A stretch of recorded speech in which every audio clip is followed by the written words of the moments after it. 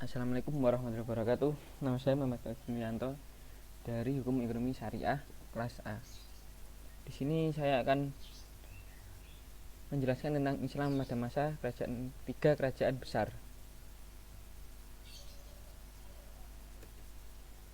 Yang pertama, Kerajaan Turki Utsmani atau Kerajaan Turki. Turki Utsmani, kerajaan ini bisa disebut dengan Turki Utsmani. Awal mulanya adalah pendatang dari Asia Tengah yang sementara menetap di Turkistan. Sebelum melanjutkan pengembaraan ke berbagai wilayah lainnya, mereka itu termasuk kabilah Oghuz yang mendiami daerah Mongol, dan daerah utara negeri Cina. Dalam jangka waktu kira-kira 3 abad, mereka pindah ke Turkistan, kemudian Persia dan Irak. Mereka masuk Islam sekitar abad ke-9 atau ke-10 ketika mereka menetap di Asia Tengah.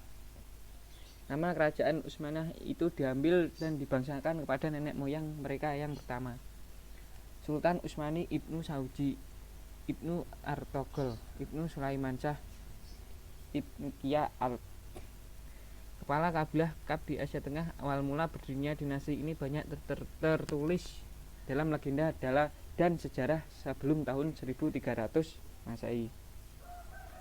Dinasti ini berasal dari suku Khoyik Oghuz yang mendiami daerah Mongol dan daerah utara negeri Cina kurang lebih 3 abad.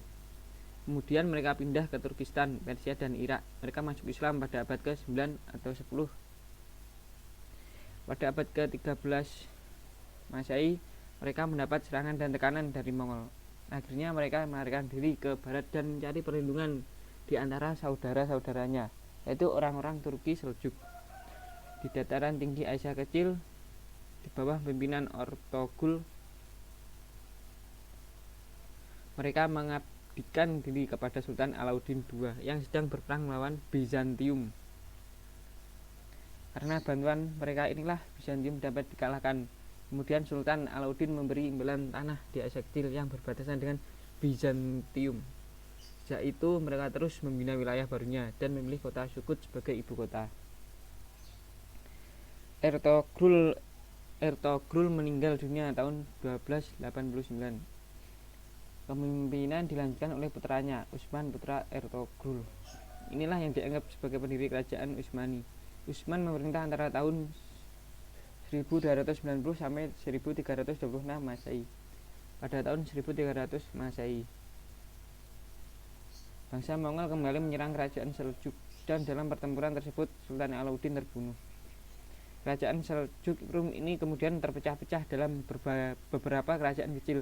Akibat kejadian ini, Utsman pun menyatakan kemerdekaan dan berkuasa penuh atas daerah yang didudukinya. Sejak itulah kerajaan Utsmani dinyatakan berdiri. Perkembangan dinasti Turki Utsmani. Setelah Utsman mengumumkan dirinya sebagai Padishah Al-Utsman atau Raja Besar Keluarga Utsman, setapak demi setapak wilayah kerajaan dapat diperluasnya. Ia menyerang daerah perbatasan Bizantium dan melakukan kota Brusa tahun 1317 Masehi. Kemudian pada tahun 1326 Masehi dijadikan sebagai ibu kota kerajaan. Pada masa pemerintahan Orkan, yaitu pada tahun 1326 Masehi sampai 1359 Masehi, kerajaan Turki Utsmani ini dapat menaklukkan Azmir 1327 Masehi, Tawas Shanli 1330 Masehi, Uskandar 1338 Masehi, Ankara 1354 Masehi, dan Gallipoli 1356 Masehi. Daerah-daerah itulah yang pertama kali diduduki kerajaan Utsmani ketika Murad I pengganti Orkan berkuasa, yaitu pada tahun 1359 Masehi sampai 1389 Masehi. Selain memantapkan keamanan dalam negeri, ia melakukan perluasan ke daerah ke benua Eropa. Ia dapat menaklukkan Adrianopel yang kemudian dijadikan ibu kota kerajaan yang baru. Kemajuan Turki Utsmani. Akibat kegigihan dan ketangguhan yang dimiliki oleh para pemimpin dalam mempertahankan Turki Utsmani membawa dampak yang baik, sehingga kemajuan dalam perkembangan wilayah Turki Utsmani dapat diraihnya dengan cepat.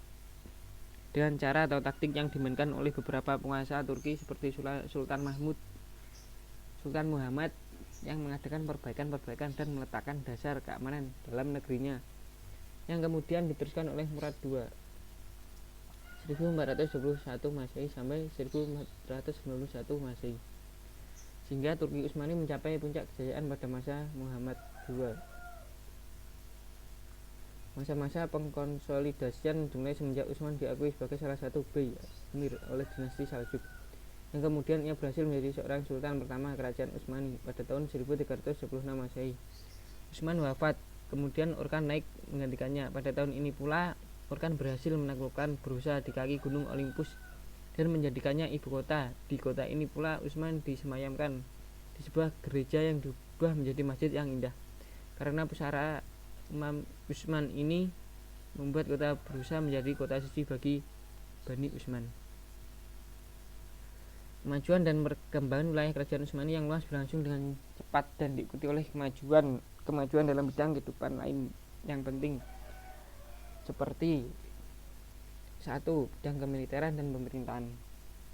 Kemajuan di bidang politik ini terlihat dari keberhasilan Utsmani dalam mengelola kerajaannya dan lama berkuasanya. Keberhasilan di bidang ini tidak terlepas dari kesuksesan para pemimpin Utsmani di dalam mengkonsolidasikan segala aktivitas kenegaraannya dan menjaga wibawa politiknya. Yang kedua, bidang ilmu, pengetahuan, dan budaya. Kebudayaan Turki Utsmani merupakan perpaduan bermacam-macam kebudayaan, di antaranya adalah kebudayaan Persia, Bizantium, dan Arab. Jadi kebudayaan Persia, mereka banyak mengambil ajaran-ajaran tentang etika dan tata krama dalam istana raja-raja. Organisasi pemerintahan dan kemiliteran banyak diserap dari Bizantium, dan ajaran tentang prinsip-prinsip ekonomi, sosial, kemasyarakatan, keilmuan, dan huruf diambil dari Arab. Ketiga, bidang keagamaan. Agama dalam tradisi masyarakat Turki mempunyai peranan besar dalam lapangan sosial dan politik. Masyarakat digolongkan berdasarkan agama, dan kerajaan sendiri sangat terikat dengan syariat sehingga fatwa ulama menjadi hukum yang berlaku. Oleh karena itu, ajaran-ajaran tarekat berkembang dan juga mengalami kemajuan di Turki Utsmani. Kemajuan-kemajuan yang diperoleh kerajaan Turki Utsmani tersebut tidak terlepas daripada kelebihan-kelebihan yang dimilikinya. Antara lain, mereka adalah bangsa yang penuh semangat, berjiwa besar, dan giat. 2. Mereka memiliki kekuatan militer yang besar. 3. Mereka menghuni tempat yang sangat strategis, yaitu Konstantinopel yang berada pada titik temu antara Asia dan Eropa. Kemunduran dinasti Turki Utsmani. Kemunduran Turki Utsmani terjadi setelah wafatnya Sulaiman Al-Qanuni. Hal ini disebabkan karena banyaknya kekacauan yang terjadi setelah Sultan Sulaiman meninggal, di antaranya perebutan kekuasaan antara putra beliau sendiri.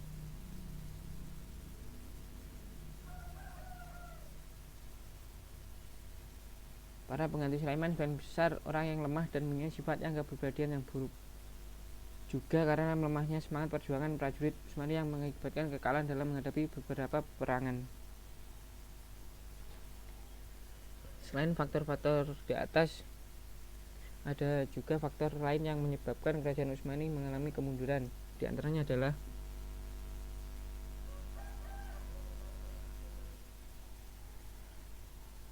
pertama, wilayah kekuasaan yang sangat luas. Kedua, heterogenitas penduduk. 3. Kelemahan para penguasa. 4. Budaya pungli. 5. Pemberontakan tentara Jenisari. 6. Merosotnya ekonomi. Yang terakhir, terjadinya stagnasi dalam lapangan ilmu dan teknologi.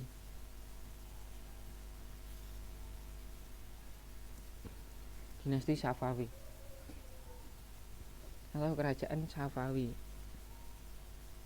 Kerajaan ini sudah mencapai puncak kejayaannya. Kerajaan ini masih baru berdiri, namun pada kenyataannya kerajaan ini berkembang dengan cepat. Nama Safawi terus dipertahankan sampai tarekat Safawiyah menjadi suatu gerakan politik dan menjadi sebuah kerajaan yang disebut Kerajaan Safawi. Dalam perkembangannya, Kerajaan Safawi yang sering berselisih dengan Kerajaan Turki Utsmani. Kerajaan Safawi bermula dari perjuangan Safi al-Din al-Ardabili pada tahun 1292 sampai 1334 Masehi, yang telah mendirikan dan memimpin tarekat Safawiyah di Ardabil, Azerbaijan. Safi al-Din dikenal sebagai murid yang taat dari seseorang mursyid, Syekh Taj al-Ain Ibrahim Zahidi, di kota Jilan di dekat Laut Kaspia. Kemudian ia dijadikan menantu oleh gurunya, dan sepeninggal gurunya ia menggantikan kedudukannya. Setelah Syekh Safi al-Din meninggal, kedudukannya diganti oleh anaknya bernama Sadr al-Din Musa pada tahun 1334 Masehi sampai 1399 Masehi. Sadr al-Din diganti oleh anaknya bernama Khawaja Ali pada tahun 1339 Masehi sampai 1427 Masehi.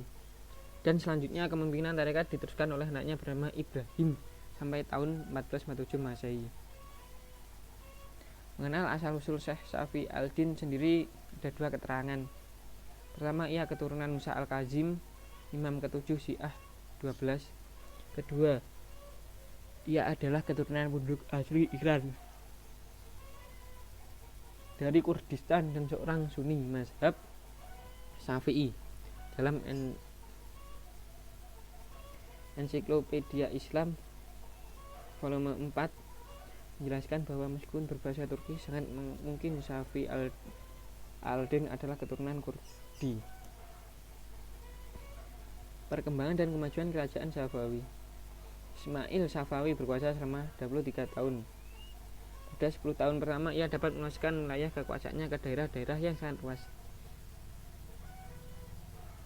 Tahun 1503 Masehi berhasil menghancurkan tentara Aka Konyulu di Hamadan. Tahun 1504 Masehi beberapa provinsi di sekitar Laut Kaspia, Mazandara, Gurgan, dan Yat ditaklukkan. Tahun 1505 sampai 1507 Masehi menguasai beberapa daerah di Diyarbakir. Tahun 1508 Masehi menguasai Baghdad dan barat daya Persia. Tahun 1509 Masehi menguasai Sirwan. Tahun 1510 Masehi merebut kota Khurasan setelah 3 tahun sebelumnya di bawah kekuasaan Uzbek dari Transaksonia. Dalam waktu 10 tahun itu, wilayah kekuasaan Safawi sudah meliputi seluruh Persia dan bagian timur bulan sabit subur atau Fertile Crescent, yaitu wilayah di Asia membentang mulai dari Laut Tengah, mulai daerah antara Sungai Tigris dan Sungai Eufrat hingga ke Teluk Persia. Kondisi kerajaan Safawi yang memprihatinkan itu baru bisa diatasi setelah Raja Safawi kelima, Abbas I, naik tahta.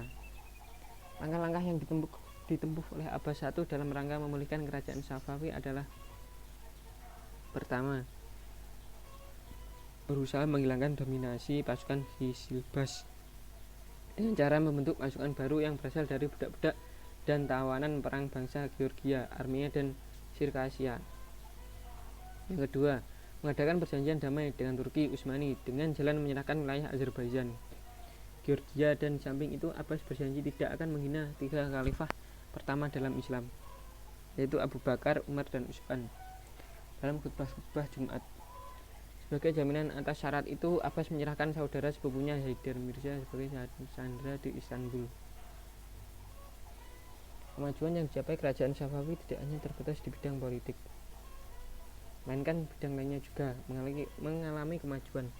Kemajuan itu antara lain bidang ekonomi, bidang ilmu pengetahuan, dan pembangunan fisik dan seni. Kemunduran dinasti Safawi. Sepeninggal Abbas I, kerajaan Safawi berturut-turut diperintah oleh 6 raja, yaitu Safi Mirza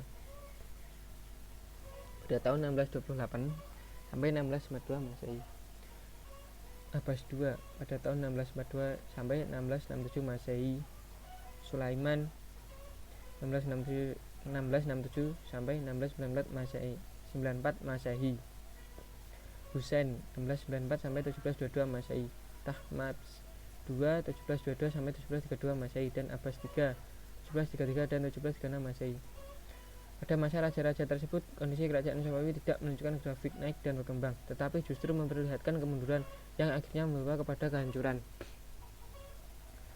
Raja Safi Mirza, cucu Abbas I, juga menjadi penyebab kemunduran Safawi karena dia seorang raja yang lemah dan sangat kejam terhadap pembesar-pembesar kerajaan. Di lain sisi, dia juga seorang pecemburu yang akhirnya mengakibatkan mundurnya kemajuan-kemajuan yang diperoleh dalam pemerintahan sebelumnya Abbas I. Para syah sesudah Syah Abbas I samping kurang memiliki bakat dan kecakapan untuk kepemimpinan negara, juga banyak yang lebih suka hidup berfoya-foya daripada memikirkan negara dan masa depan kerajaannya. Banyak wanita cantik dari Georgia dan Cisasia yang dijadikan harem-harem istana. Dalam kondisi ini, kerajaan semakin melemah. Terdapat kekecewaan golongan Sunni Afghanistan akibat dari perlakuan Shah Husni yang lebih mengutamakan ulama Syiah yang sering memaksakan pendapat pada golongan Sunni. Maka pada tahun 1709 Masehi, pasukan Afghanistan dengan pimpinan Mir Faiz mengadakan pemberontakan dan berhasil mengakui Kandahar. Adapun sebab-sebab kemunduran dan kehancuran kerajaan Safavi adalah yang pertama, adanya konflik yang berkepanjangan dengan kerajaan Utsmani. Kedua, terjadinya dekandensi moral yang melanda sebagian pemimpin kerajaan Safavi.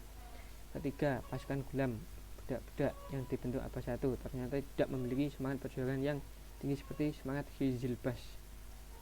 Keempat, sering terjadi konflik intern dalam bentuk perebutan kekuasaan di kalangan keluarga istana. Yang terakhir, dinasti Mughal di India. Kerajaan Mughal berdiri seperempat abad sesudah berdirinya kerajaan Safavi. Kerajaan Mughal bukanlah kerajaan Islam pertama di anak benua India. Awal kekuasaan Islam di wilayah India terjadi pada masa Khalifah Al-Walid. Dari dinasti Bani Umayyah, penaklukan wilayah ini dilakukan oleh tentara Bani Umayyah di bawah pimpinan Muhammad Ibn Qasim. India pada saat itu dilanda persaingan dan peperangan untuk memperebutkan kekuasaan, sehingga India senantiasa mengalami pergantian penguasa. Suatu dinasti timbul untuk kemudian dijatuhkan dan diganti oleh yang lain. Kekuasaan dinasti Ghaznawi dipatahkan oleh pengikut-pengikut Ghaurkan yang juga berasal dari salah satu suku bangsa Turki. Mereka masuk ke India pada tahun 1175 Masehi dan bertahan sampai tahun 1206 Masehi. India kemudian jatuh ke tangan Qutbuddin Aibak yang selanjutnya menjadi pendiri dinasti Mamluk India 1206-1290. Kemudian ke tangan dinasti Khalji 1296 sampai 1316 Masehi. Selanjutnya ke dinasti Tughluq 1320 sampai 1413 Masehi. Dan dinasti lain sehingga Babur datang pada awal abad ke-16 dan membentuk kerajaan Mughal di India. Asal-usul kerajaan Mughal. Kerajaan ini merupakan kerajaan Islam di anak benua India dengan Delhi sebagai ibu kotanya. Berdiri antara tahun 1526 sampai 1858 Masehi. Dinasti Mughal di India didirikan oleh seorang penjajah dari Asia Tengah bernama Zahiruddin Muhammad Babur, salah satu cucu dari Timur Leng dari etnis Mongol, keturunan Genghis Khan yang telah masuk Islam dan pernah berkuasa di Asia Tengah pada abad ke-15. Kerajaan ini berdiri pada saat di Asia Kecil berdiri tegak sebuah kerajaan Turki Utsmani dan di Persia kerajaan Safawi. Ketiganya pada saat yang sama menjadi sebuah negara adikuasa di dunia. Mereka juga menguasai perekonomian, politik, serta militer dan mengembangkan kebudayaan. Kemajuan kerajaan Mughal. Pertama, politik. Pemerintahan ini menganut sistem monarki absolut, yaitu tidak mengenal undang-undang tertulis. Dan keputusan raja merupakan hukum tertinggi. Namun demikian, setiap minggu raja mengadakan rapat untuk membahas dan memutuskan perkara-perkara pengaduan dari rakyat, baik perdata maupun pidana. Yang ke-B, ekonomi. Dalam bidang ekonomi ini, kerajaan Mughal dapat mengembangkan program pertanian, pertambangan dan perdagangan. Akan tetapi sumber keuangan negara lebih banyak bertumbuh pada sektor pertanian. Di sektor pertanian ini, komunikasi antara pemerintah dengan petani diatur dengan baik sekali. Pengaturan ini didasarkan atas lahan pertanian. Komunitas petani dipimpin oleh seorang mukadam. Yang C, pendidikan dan ilmu pengetahuan. Para penguasa keturunan Mughal juga punya perhatian di bidang pendidikan. Mereka membangun madrasah dan mendirikan perpustakaan. Maharaja dan para bangsawan mendorong pendidikan dengan menghadiahkan tanah dan uang pada masjid-masjid dan takiyah-takiyah dan kepada para wali dan ulama-ulama. Semua masjid selalu mempunyai sekolah-sekolah rendah. Bahkan Raja Jahangir mengeluarkan undang-undang bahwa apabila seorang kaya atau musafir meninggal dan tidak mempunyai ahli waris, maka hartanya jatuh ke tangan raja untuk digunakan bagi perbaikan madrasah dan takiyah. Yang keempat, arsitektur dan seni. Banyak sekali bangunan indah dan kokoh yang dibangun dengan arsitektur yang mengagumkan pada zaman pemerintahan kerajaan Mughal. Misalnya Benteng Merah, jamak masjid, istana yang megah di Delhi dan Lahore, dan makam-makam raja. Yang sangat mengagumkan dan termasuk satu dari 7 keajaiban dunia adalah Taj Mahal atau Mumtaz Mughal yang dibangun oleh Shah Jahan secara khusus untuk tetap mengenang dan bernostalgia terhadap permaisurinya tercinta yang konon bijak, bestari, dan cantik jelita bak putri dari kayangan. Di antara ciri-ciri arsitektur ini ialah pemakaian marmer yang tak terhingga jumlahnya, dan hiasan dinding dan atap dengan ukiran-ukiran timbul dan ukiran yang terbenam yang warna-warni. Demikian juga tentang penyair sangat diperhatikan dan sokong perkembangannya di keraton Mughal. Kemunduran dinasti Mughal di India. Setelah 1 abad dinasti Mughal berada di puncak kejayaannya, para pelanjut Aurangzeb tidak sanggup mempertahankan kebesaran yang telah dibina oleh sultan-sultan sebelumnya pada abad ke-18 Masehi. Kerajaan ini memasuki masa-masa kemunduran di mana kekuasaan politiknya mulai merosot, suksesi kepemimpinan di pusat menjadi ajang perebutan. Gerakan separatis Hindu di India Tengah, Sikh di belahan utara dan Islam di bagian timur semakin lama semakin mengancam. Sementara itu para pedagang Inggris yang diizinkan oleh Jahangir menanamkan modal di India dengan didukung oleh kekuatan bersenjata semakin kuat menguasai wilayah pantai. Pemberontakan pertama dilakukan oleh Gokal Jat di daerah sekitar Matahwa. Pemberontakan ini bermula dari dihancurkannya candi Hindu oleh Abdul al-Nabi, seorang gubernur Matahwa yang mendapat perintah dari Aurangzeb. Yang kemudian candi itu diganti oleh masjid pada tahun 1661 sampai 1662 Masehi. Pemberontakan yang paling berbahaya berasal dari sekte Marathas. Sekte ini tidak sekedar merupakan kelompok keagamaan, tapi juga merupakan gerakan politik yang secara tegas bertujuan untuk mengusir orang-orang Islam dari negeri mereka. Di antara faktor yang menyokong kekuatan mereka adalah: pertama, gerakan ini dipimpin oleh seorang yang bernama Shivaji. Ia berjiwa militer, tangguh, dan terampil dalam peperangan, di samping juga mahir dalam hal administrasi. 2. Kondisi alam di mana mereka tinggal telah membentuk fisik dan mental mereka menjadi kuat dan penuh disiplin.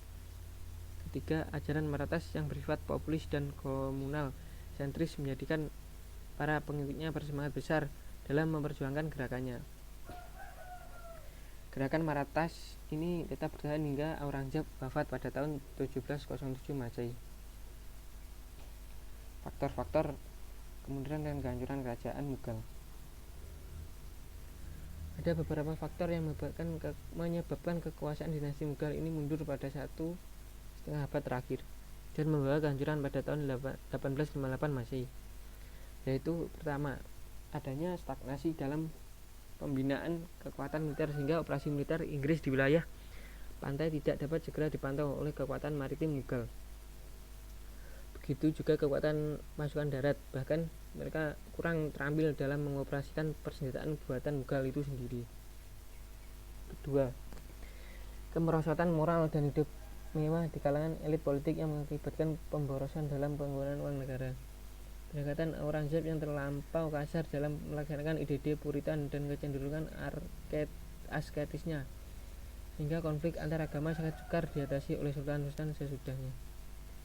Keempat, semua pewaris kerajaan pada masa terakhir adalah orang-orang lemah dalam bidang kepemimpinan, sehingga tidak mampu menangani kemerosotan politik dalam negeri. Yang kelima, banyak terjadinya pemberontakan sebagai akibat dari lemahnya para pemimpin kerajaan Mughal setelah kepemimpinan Aurangzeb, sehingga banyak wilayah-wilayah kerajaan Mughal yang lepas dari kekuasaan Mughal. Adapun pemberontakan tersebut antara lain ada 3, yaitu yang A. Kaum Hindu yang dipimpin oleh Banda berhasil merebut Sadura, letaknya di sebelah utara Delhi dan juga kota Sirhind. Yang ke B. Golongan Maratha yang dipimpin oleh Baji Rao dan berhasil merebut wilayah Gujarat. Yang ke C. Pada masa pemerintahan Shah Alam terjadi beberapa serangan dari pasukan Afghanistan yang dipimpin oleh Ahmad Khan Durrani. Shah Alam mengalami kekalahan dan Mughal jatuh pada kekuasaan Afghanistan. Ya, sekian dari saya. Bila ada kesalahan kata atau nama mohon dimaafkan. Wassalamualaikum warahmatullahi wabarakatuh.